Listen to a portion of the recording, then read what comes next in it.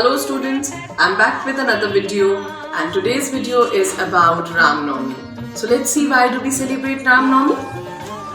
बहुत पुरानी बात है, एक नदी हुआ करती थी और उसका नाम था सरयू। उसी नदी के किनारे एक राज्य था अयोध्या। उस राज्य के राजा का नाम दशरथ था।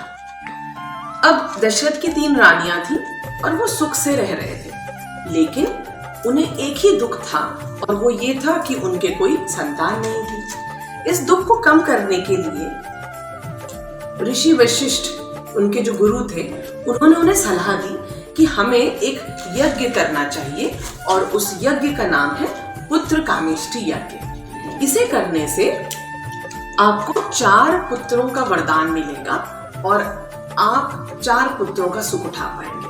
तो दशरथ ने तुरंत ही यज्ञ की तैयारी शुरू कर दी और कुछ ही दिनों में यज्ञ शुरू हो गया।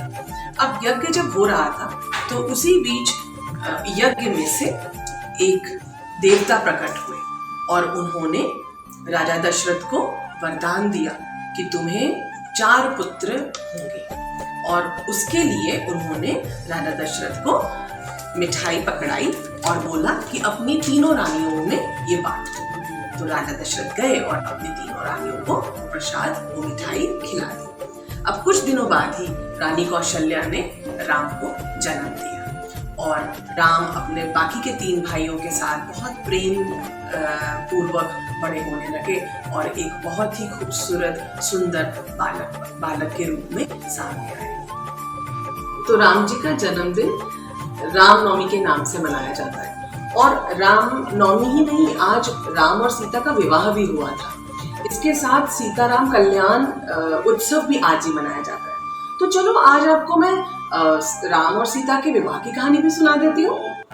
एक बार थे एक राजा जिनका नाम था जनक और ये सीता जी के पिताजी थे। तो जब सीता शादी के लायक हुई तो उन्होंने, राजा जनक ने सोचा कि इनकी शादी के लिए एक स्वयंवर रचा जाए और उनके स्वयंवर में उन्होंने ये शर्त रखी कि जो भी शिव धनुष को उठा पाएगा, उस भारी धनुष को तोड़ पाएगा, वही सीता से विवाह करने के लायक होगा। तो जब इस स्वयंवर का ऐलान हुआ तो दूर दूर से अलग अलग संस्कृतियों से राजकुमार आए सीता का हाथ मांगने, सीता का हाथ पाने, उनसे विवाह करने के लिए। और एक के बाद एक सभी ने ये प्रयास किया कि वो जो भारी शिव धनुष था उन्हें वो तोड़ सके, उन्हें वो उठा सके, लेकिन सबकी इतनी जो मेहनत थी वो बेकार गई क्योंकि कोई भी उस शिव धनुष को उठा भी नहीं पाया, तोड़ना तो बहुत दूर की बात थी। और तभी वहाँ विश्वामित्र के साथ राम और लक्ष्मण आए।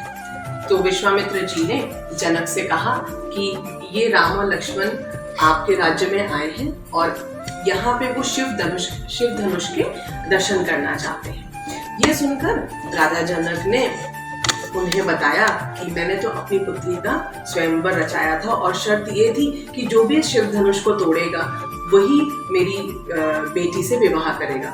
लेकिन इतने राजकुमार आए और कोई भी उस धनुष को हिला तक नहीं पाया। अब ये सुन के विश्वामित्र जी ने राम से कहा कि राम, तुम क्यों नहीं एक बार कोशिश करते हो, जाओ तुम भी कोशिश करके देखो।